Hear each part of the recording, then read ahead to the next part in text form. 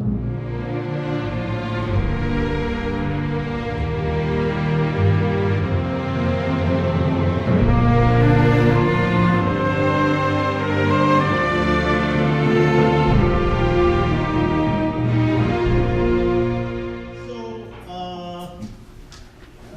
me just begin today's lecture meeting with the very brief introduction of today's lecturer. Professor Sohn Jie-ae, as you know, she is very well-known journalist as well as a professor. She is currently an invited professor at Graduate School of International Studies at Ewha University. Prior to appointment at Ewha, she served as president of Korean International Broadcasting Foundation, that's Arirang TV and Radio, from 2011 to February 2014. This government-sponsored broadcasting station is available in 188 countries at the goal of spreading the positive image of Korea around the world. Professor Sohn started her career by writing about the Korean economy for monthly magazine Business Korea. She then went to work for the New York Times as the Seoul-based reporter from 1992 to 1994. From 1995 to 2009, she worked as CNN's bureau chief and correspondent based in Seoul, Korea. She provided continuous coverage of both South and North Korea for CNN. She also served as the spokesperson of Presidential Committee for the Seoul G20 Summit in 2010, and she was also Presidential Secretary of Office of the Overseas Public Relations at the Executive Office of President for former South Korean President Lee Myung-bak from 2010 to 11. And she was such a well-known journalist, and probably she is one of the most informative the person about the international influence of the Hallyu. She is currently married with the 3 daughters, so let me introduce her to the podium, and please give her a big round of applause.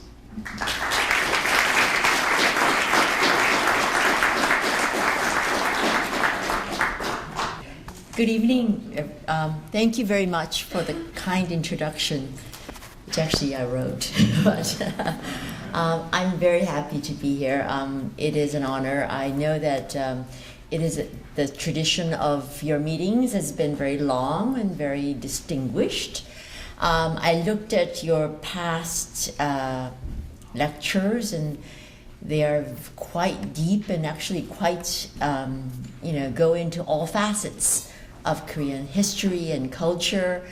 And so it was a little bit intimidating. But as you've been introduced, I am more of a current event person, and my presentation today is not actually what I teach. I teach international communications, which is the relationship between the media and national entities, which in a way this is. And so today I'm going to talk to you about Korea's modern culture, popular culture, K-pop, K-drama, K-movies, what we call Hallyu, literally translated as the Korea wave, but as the ambassadors say, we don't want to say wave because wave means going out and coming in. Not necessarily. It's actually been proven that Korea Hallyu wave has not, come and gone. It is actually pretty strong, and it's going strong, and I'll show you some of that. I'm going to look at Korea's popular culture from a public diplomacy point of view. Of course, popular culture is a phenomenon unto itself, but for Korea, because of some of the public diplomacy, international awareness issues that it has faced over the years, the popularity of Korean popular culture has given Korea something that it has never gotten before. It has been noticed, but not noticed in the way that the popular culture has given it. And so that's why I called it Korea's Place in the Sun. It's of a title of a different book that actually talks about the Korean War. But I want to say that that Korea's popular culture has finally given Korea something of a different image outside of Korea. Now, as you know, and you are here, and I'm going to try to be brief so that I'm going to give you time for more questions. I know that we usually ask about 2-3 questions, but I could answer a lot more, so I don't want to go on and on. Korea's for a long time suffered an image problem. We called it the MASH phenomenon. MASH was a really popular American situation comedy. It was popular, very, very popular in the 1970s, about a medical unit, American medical unit during the Korean War. And it's about the American doctors and nurses, and their antics and, comedy. But its setting is Korea in the midst of war. And so all the images that you associate with Korea in the midst of war are in this drama. Helicopters, devastation, people being killed, poverty, people not having medical care, people not having enough food, people dying. So, and for some reason, they always had the Koreans wearing white. I don't know, I think they heard from one of their advisors that Koreans are known for wearing white. And so in the midst of war, all the Koreans wear white. But anyway, so it portrayed an image of Korea as a war-stricken, very poor country. And that image really stayed with the American and the Western audience for quite a long time.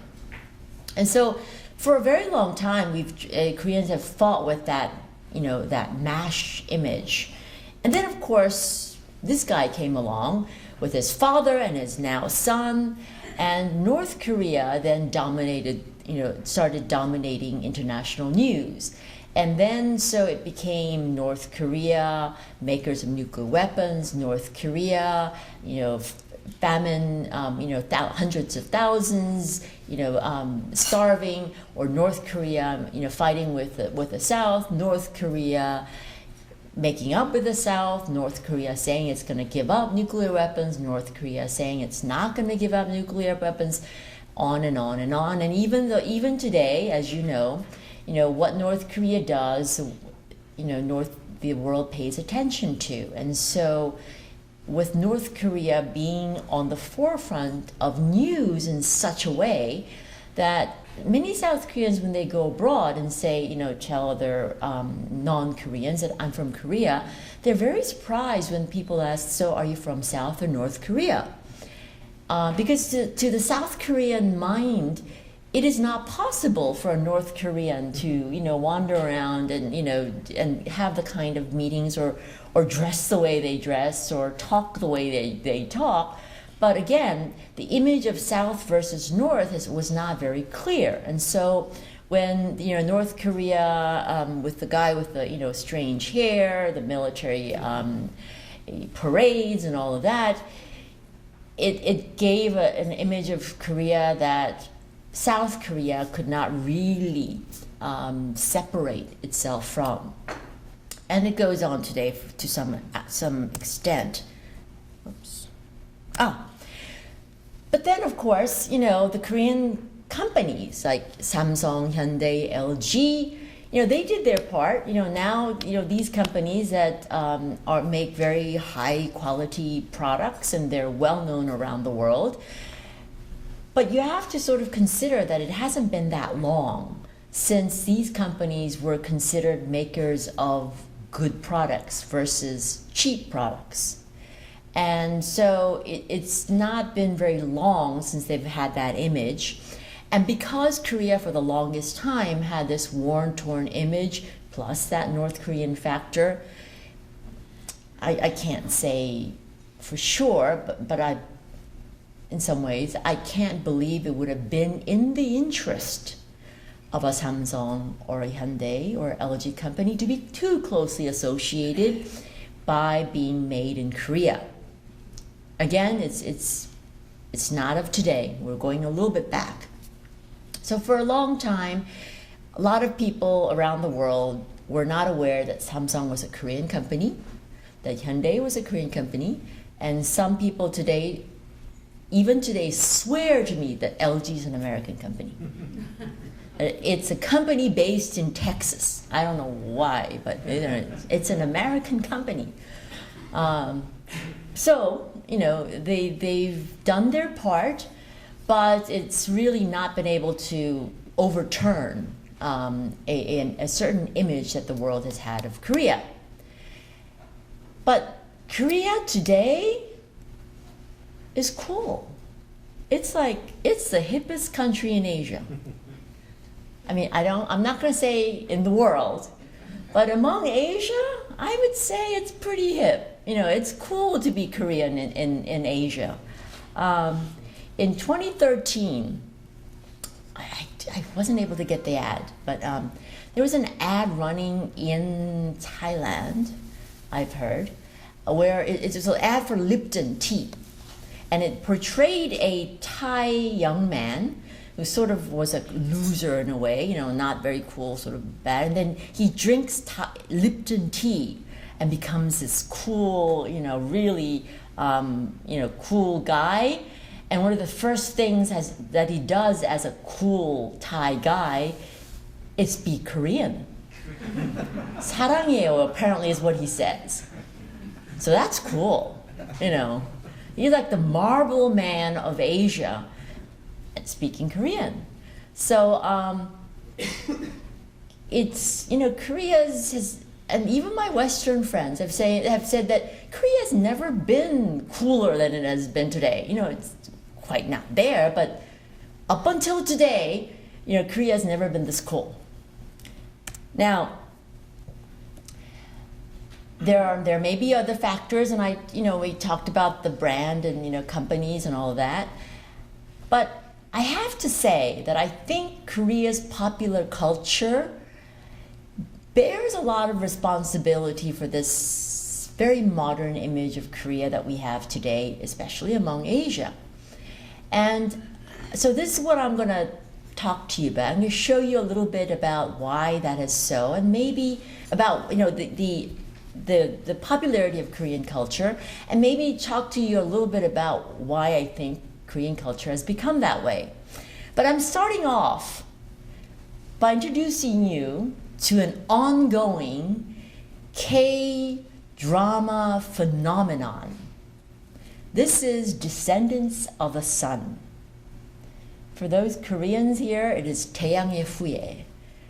This is a 16-part miniseries that has been pre-produced and is now in its sixth. It is sixth in the series. Today is number 7. I have to go home and see it, but it is running simultaneously in Korea and in China. And so it was pre-produced. All 16 episodes have already been produced, and they're being in order to run in China. And this is actually because they wanted to control the popularity of Korean dramas. They want all the dramas to be pre-surveyed. They get pre-permission. So they made 16, and usually Korean dramas are not done pre-produced. They produce as it goes along. But they produced 16 of these episodes prior, weeks before. They got the approval of the Chinese government, and it's running simultaneously in Korea on KBS and in China on an online platform. And so far, it has gotten 440 million views in China. It is breaking every record that that China has ever had. It's breaking all records of every Korean drama made so far. Well, Jewel in the Crown is going to probably be hard to break, but everything since then, they're breaking every record. So, and it's, by the time it ends, it was supposed to, the target was to have 600 million views in China, and they're only into their sixth episode, and they've already gotten 440 million views, and so they expect it to way surpass 600 million views by the time it ends. I'll come back to this, but I wanted to, excite you, because you can go home and you can tell, your youngsters or anyone in your embassies or your companies, I heard about Descendants of the Sun, and all your Korean counterparts are going to go nuts that you actually know this. But anyway, but let's go back.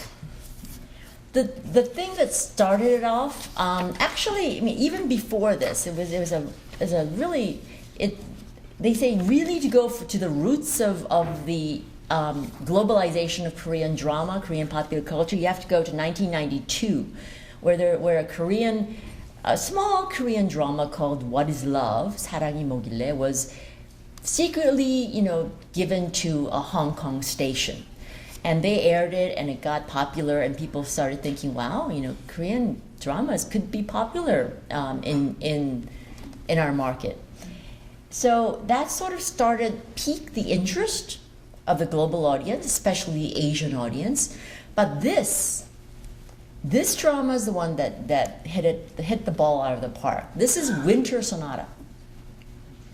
This is This was created in 2002, and it's really the first sign that K-drama, Korean dramas, were not just going to be popular, that they were going to break national barriers. They were going to overcome a certain kind of cultural inhibitions, because this drama was able to do what decades of politicians and all the negotiations could not do.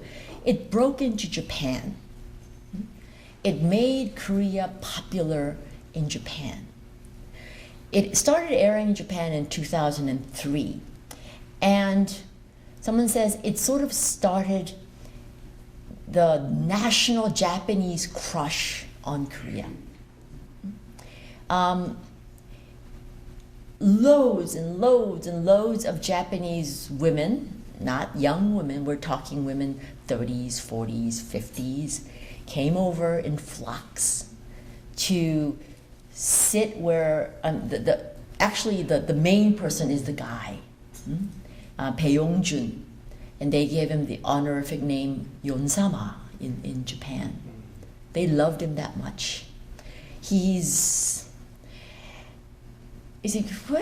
doesn't look that special. Well, you have to see him in real life.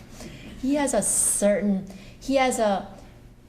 sort of a neutral type of appeal, very male, but yet very gentle. There's a certain type of appeal of a Korean man, and you'll see later, I have a little video to show you, but that is sort of the appeal. So it started the national Japanese crush on Korean men, especially Yonsama. I was at CNN when this phenomenon started, and they flocked to Korea, but they flocked to a little island, Namiseom, where a lot of the scenes of this drama were shot. And there's a little bench where they have two styrofoam snowmen, and these two were sitting at the bench in front of the snow, in the back of and I think that's where they first kissed. The Japanese come in buses. They line up to sit at that bench to get a photo, and the line goes from there to forever. Until it's time for them to get back on the bus and go, they have to stay in line and take that photo. So it was the first time that people started realizing the potential of Korean drama to really overcome nationalism, to go beyond just the Korean barrier. And then the jewel of the palace, started. This is why Lee Young-hae, they still want her to be the role model or the face of I think she's just started as the spokesperson for UNESCO, because this is a traditional story set in the palace, Korean palace, and she starts out as a cook and then moves on to other things, but for some reason, the tradition, the drama, the suspense, really captivated Japanese market. It captivated the Chinese market, and right about then, and here we go in again into the public diplomacy sector. The Korean government at that time started sending its peacekeeping forces to the Middle East. And so, as they were sending the Korean peacekeeping missions to the Middle East and to other conflict areas, they also sent with it the Korean culture. And so I wasn't at Arirang at the time, but that was just about when Arirang TV and KBS World started satelliting their content into the Middle East in Arabic, with Arabic subtitles. And the content was culture. It was things like this. It was to sort of engage the people of those nationalities into the Korean culture, introduce them to Koreans as people that are interesting, that are not warriors, and to sort of pique the curiosity, and to a large extent, it worked. Even today in the Middle East, in Latin America, where this drama was hugely popular, and at that time, they were talking about Saudi women, rearranging the dinner time so that they wouldn't be able to see this and still prepare dinner. So, or sit or eat dinner. I'm not really sure, but dinner time was changed because of this. So this kind of drama was really worked hand in hand with the kind of image that Korea wanted to portray overseas in terms of the positive image that it wanted to portray overseas as well. So this for a long time was a kind of drama and the kind of thing that happened in Korean popular culture. And of course, then Psy came along. And then Korean popular culture just sort of exploded. And he was the first guy that really broke into the Western established market as someone that was doing Korean pop. Now, for people that really are professionals in K-pop, they'll say Psy is not really representative of K-pop. Girls' generation, those kind of people. EXO are the real. But Psy was Korean. His song was in Korea, and it showed a certain aspect of Korean popular culture, the kind of chicness that it could sort of, and it's a very cynical song for those who know the content. It's a very cynical song about, and it laughs at itself, at ourselves, in terms of the Gangnam, the upper class, and it makes fun of, it uses humor. And, I think in the Western audience, that they didn't expect that of Korean K-pop. They expected the girls, dancing in unison. I think Psy sort of, turned a lot of people's expectations about what to expect of Korean popular pop songs on its head. They say there are only two people in the world, in history, that overtook the world riding on a horse: Genghis Khan and this guy. So it was a Psy phenomenon. His YouTube videos did more than 200 million. And it's still, he hasn't ever been as popular as he was with Gangnam Style, but he still continues to hold the place. And he was the one that actually, made K-pop a serious genre in Korean, in American culture, and in American the online sites now. They grudgingly, and they don't always do this for everybody, they grudgingly admit that K-pop is a music genre, and they have dedicated a section to K-pop, which they say is a huge deal. So K-pop is apparently there to stay, at least for the time being. And then, of course, there's the Mnet Asia Music Award. They call it MAMA, Mnet Asia Music Award. And it sort of shows the dominance of Korean pop in Asia. A Korean company, CJ, owns Mnet, and every year they do a award ceremony, like the video award ceremony in Hong Kong. The one in 2014, and it's dominated by Korean pop stars. Of course, they have others, but people come to see the Korean K-pop stars. And in the year 2014, 94 countries around the world streamed this live, and CJ said that at that time, 2.4 billion people around the world watched this music video award show together. So K-pop is took over and sort of has really changed the pace of a lot of what pop songs are like in Asia. Now, this is when I was with Arirang. This is a live interactive show called After School Club on Arirang TV. We started that in 2013. And we weren't sure, because even in 2013, we weren't sure that there was going to be a reaction from the global audience to Korean pop stars, especially on a live show. When on a live show, you need interaction. You need people to call in and do things and Google, FaceTime, and Hangouts, and we weren't sure we were going to get it. So when the first, we were like, everyone was so in suspense. Like, are we going to? I mean, is it going to flop? Is nobody going to call in? But a day or two before the live program was supposed to start, people started coming to me and saying, we're getting a lot of attention. People are already starting to call in. They want to make sure that they're here, on day one when the live show starts. And so when the live show started, people were surprised. I mean, the phone lines were blinking. Twitter was coming in. Facebook was coming in. Google Hangout was in suspense. And at that moment, we knew that this was going to be big.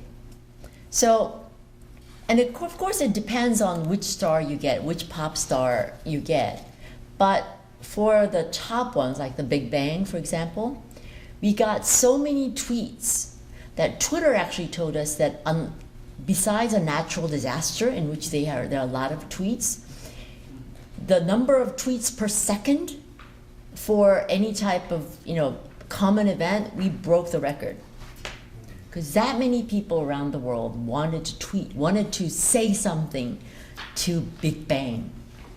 Big Bang is a very, very popular Korean K-pop group. I don't have them here, but it's very readily available. So this I'm just saying because this is how far and deep and pretty much established now the Korean popular culture has become. And the question I always get is, what happened? Why? In terms of cultures, in terms of dramas, Hong Kong has been known for their movies, and there are a lot of other countries have been known for their pop. J-pop has been very popular for a long time. Chinese movies, the kung fu movies have been. But what has made Korea's popular culture so receptive? Why has the world sort of been so receptive to Korean culture is sort of the mystery question that everyone wants to know, because they've seen what Korean culture has done for Korea, so you want to emulate it. You want to see if you can take that equation and replant it in another country and see if it works. because that's sort of like the magic thing, you know, in order, how it's sort of like what soft power is all about. It's what people dream in terms of, well, you know, if I could get soft power, this is what I would want, this kind of thing. Because it doesn't have a lot of government backing to it. The government didn't fund it. They didn't buy it. We didn't buy it from somebody else. It developed, evolved, and so people want to know why. It's hard to say. It's really hard to say. So many factors have, and it depends on who you ask. You ask this person, that person. So I'm not sure there's one answer, but I'll take a few of my best guesses. It's not English. It's Gi and it's Gang. And Gi and Gang is a very Korean word that means sort of like, it goes beyond courage, just sort of, you know, you just go at it, you know, Gi. It's Gang. Gi is being able to do something, you know, to exude confidence in a public setting. Gi. A long time ago, well, not a long time, in America, they called it the X Factor. And they actually had a reality show called the X Factor. Because the X Factor, they said, is something that makes someone differentiates a singer from a star. You know, singer from a diva. It's that personality. That's what Gi is. Gang is to not really look at, you know, not really calculate. Is it going to work? Is it not going to work? Just doing. It's sort of like the Korea to-do, you know, thing. You know, Korea. This is how the Korean miracle came about. You know, we got the order for the ships and then we built the port. You know, that kind of thing. So that's sort of gang. I say this because it's an innate part of our culture and who the Korean people are, and maybe it is part of our history. Professor Lee actually will be the best person to tell you, but Koreans for a long time in history has been known to be sort of the entertainers of Asia. I mean, I think a lot of in ancient literature and ancient books, they have described the Korean people as entertainers. We've always had something in terms of being able to sort of put ourselves out there. So that may be one side of it. But that's only the basic, I mean, you know, apparently we've been doing it for centuries, so why now? The educational part is more the modernization, the structural training aspect of it. We train really hard. Our kids train really hard. They really work at becoming the pop stars of today. They seem to be just, you know, dancing around doing. It takes them years before their companies will even put them on a stage. They'll do dance. They'll of course do language because they're going to go not just to Korea. They're going to go to Japan. They're going to go to China. So they're going to learn Japanese. They're going to learn Chinese. They're going to learn English, because they're going to have to, you know, to deal with their fans, their Chinese fans, their American fans, their Japanese fans. They're going to, of course, be able to dance. They're going to, of course, be able to sing. They're going to be able to play an instrument. They're going to be able to hold themselves up. They're going to know what it is. They're not going to be, they're going to be ethically pure. They're not going to delve into drugs or anything like that. They're going to study. They're going to train. They're going to be so physically mobile they can do anything. And then do they go onto the stage. So it's a educational process, and it's for an educated audience. People in Korea will not condone anything less than that. We're a very small we're a big population put into a very small place. And so unless you're very, very competitive and very, very good, we're not going to notice you. And so that kind of environment in which you have to compete, you have to be good, you have to work extra hard, and we Koreans value this kind of work and education and training. And so they're out there.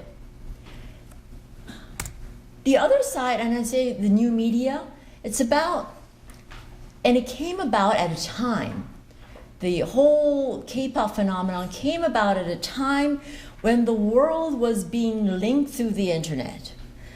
The world was watching YouTube together, and especially who are watching YouTube together? The young generation.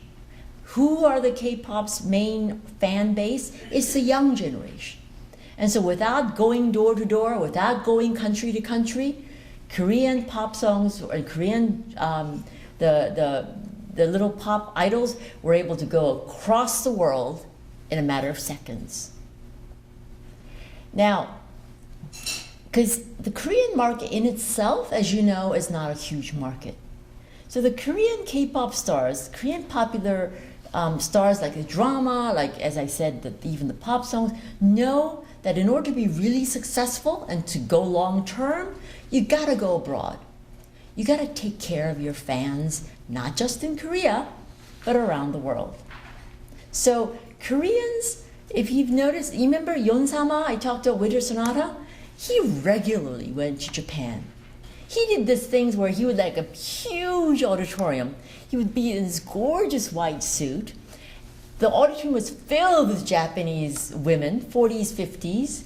They would swoon at his every, smile, but he would wave, he would smile. There was a big, and I saw this video, it was a big bowl, punch bowl, and everyone put their ticket in. He would draw tickets from the big bowl, like the lottery bowl. But instead of a lottery, they get the honor of coming up on stage and being hugged by Yeon-sama. They almost fainted. They would get the hug. Yeon-sama would smile. He would say a few words in Japanese, and they would just swoon. He did that regularly. You do not take your fan base for granted. None of Korean K-pop groups and stars, they may seem young, they may seem a little flighty, but they take their work very, very seriously. They're professionals from the age of 15, 14.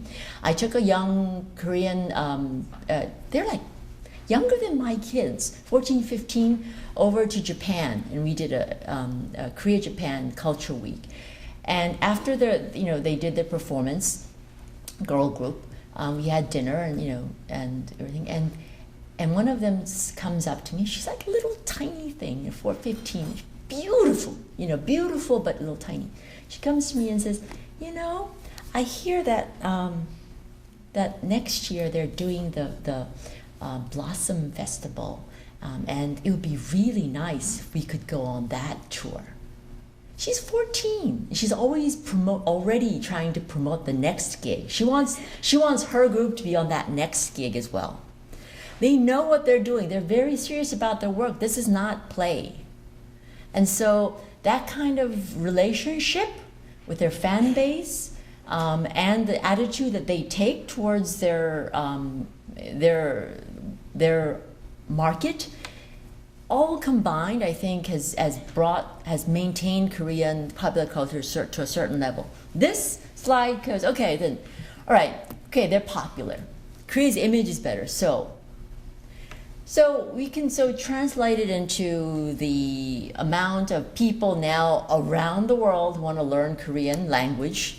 These are people that have started their course of Korean language in Korean cultural centers around the world. Every Korean cultural center in the world has a waiting list mile high, mile long, of young people in their country, of their original country, wanting to learn Korean, Hangul. Never happened before. Every one of them complains that they do not have enough people to teach Hangul. Doesn't matter where they are. Almost everywhere. And then once they like Korean pop songs, they love Korean dramas, they want to learn Korean, they want to speak Korean, and then what happens? They want to come to Korea. A lot of Korean universities have a lot of international students, and when you ask them, a lot of them say what got them interested in coming to Korea was they watch Korean dramas. They listen to Korean K-pop songs. So it's that introduction, it's that first curiosity about this country called Korea that really gets them hooked.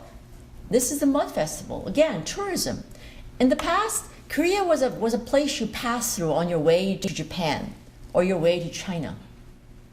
Now, people come to Korea. You know, I have Singaporean friends who says, honestly, before I used Korea as a transit airport. I transited from Seoul. That was all I did. Now I actually want to go. My kids want to go to Seoul. I'm not really sure if they're satisfied, but it is a mindset change that has happened in the very few years. Korean food, as you know, is becoming a lot more popular around the world. Korean food has been around for generations. Again, the curiosity about Korean culture, I believe, has really, made people more interested in a lot of facets about Korea. Okay, back to the fun stuff. This is 별에서 온 그대. It is called You Who Came from the Stars, I guess. Weird, but again, in 2014, again, the commercial business aspect of what's happening came from this. This was hugely popular in China, so much so that there was actually a political discussion within the party about why this drama was so popular in China. And I think one of the reasons that they clamped down a lot of, the screening got a lot tougher is that dramas like this were so popular in China that they wanted to curb it. They were concerned about the too popularity of Korean culture, especially in China. Now you ask, well then they could develop their own culture. Well, the Chinese are trying, and I think in some ways I ask people why can't the Chinese do it? And I say, well, it's not that they can't. It's just the environment is different. As I said, we're a lot of people put into a very small place. Chinese are a lot of people, but their country's really large too, and so it's sort of a very different diversity that you have to pull together in order to get sort of this kind of this audience and sort of the focus onto a drama. And apparently Korea's the guy on the left is Kim Soo-yeon, again the most hugely popular guy in China. And okay, we're talking commercial success now. Of course, this drama was hugely popular in China, as I said, in 2014. What it has led to is that he is one of the highest paid advertising actors, spokesperson models in China. Chun Ji-yeon also hugely popular. Everything that she wears finds itself onto the runways of fashion shows in all over Asia. So it is the popularity of Korean dramas and Korean pop stars has now sort of become a commercial success as well. And now we come back to this. So now we're coming to the commercial aspect of this. And Descendants of the Sun is now where you actually find that Korean popular culture people, ever since the stars thing, they've been sort of saying, well, maybe too many countries are now not so happy about Korean dramas being so popular in their cultures. They're trying to clamp down. Maybe we're on if not a decline, on a plateau. This has opened a new area and sort of showed the commercial potential now of Korean dramas. As I told you, it is being run simultaneously in Korea and in Japan. This is why it is so popular in China, because if it ran first in Korea, then they would downloads and all that, piracy. But we're doing simultaneous now broadcasts. The production of this 16 series is done by a company called New, N-E-W. 13% stake is Chinese. The Chinese have bought 13% stake in this company, which is listed on Kosdaq. As you can imagine, its listing price has gone through the roof at the moment. The future is really bright, because not only are they saying that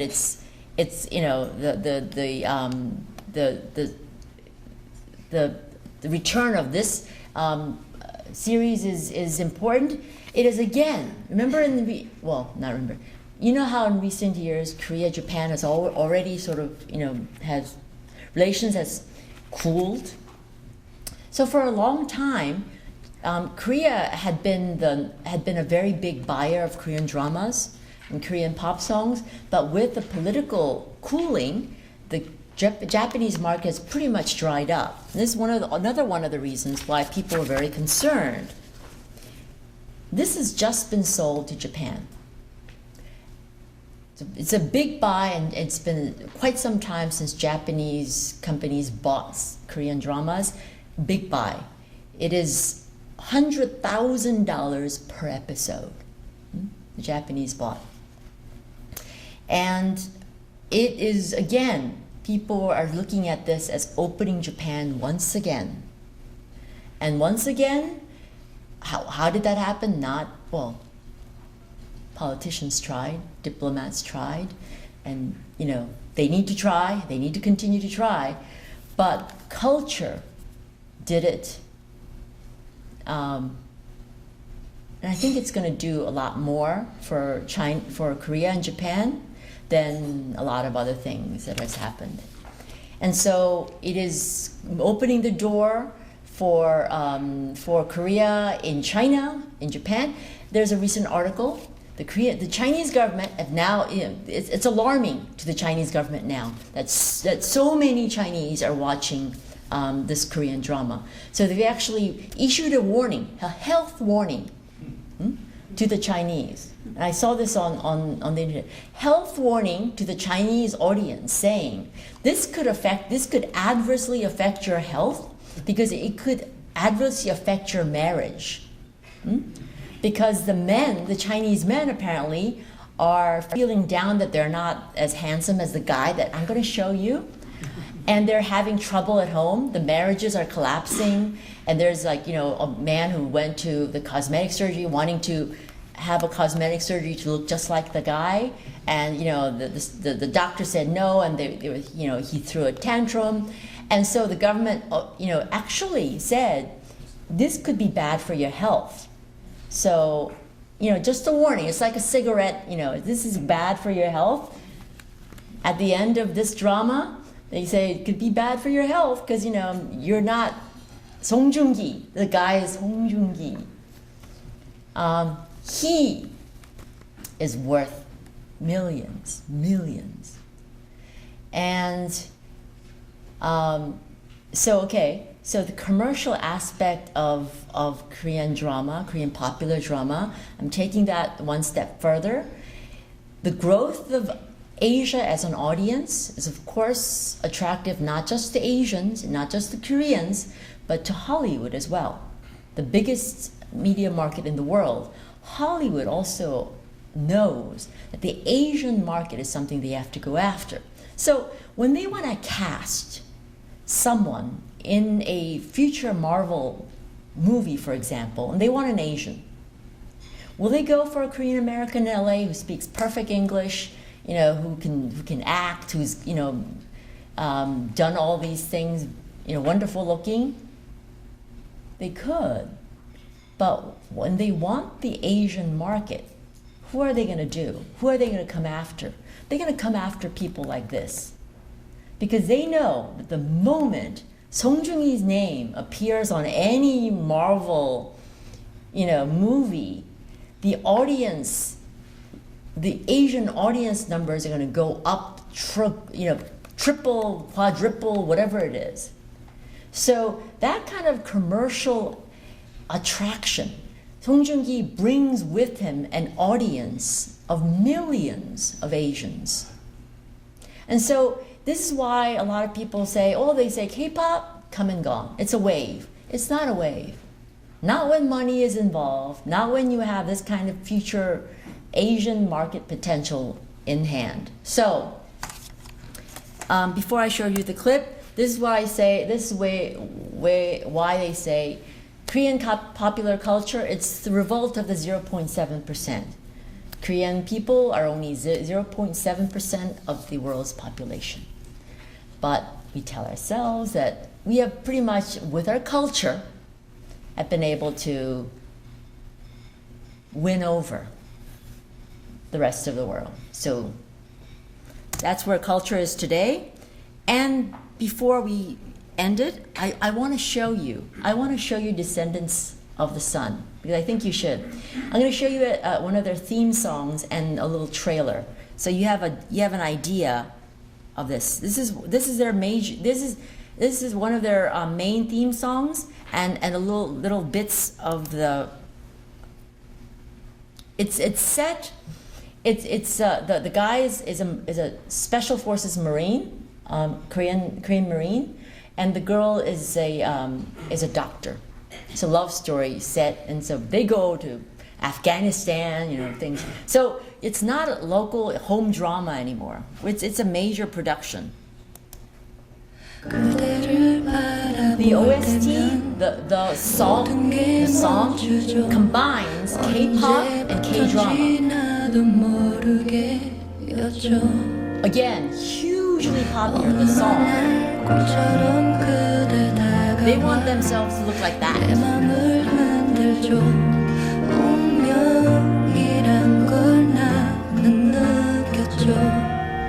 is the Korean.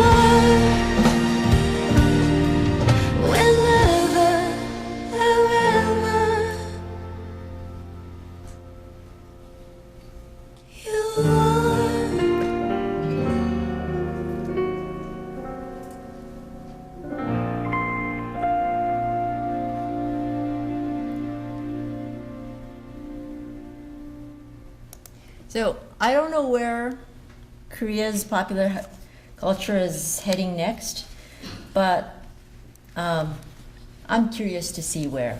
So keep an eye out. Thanks.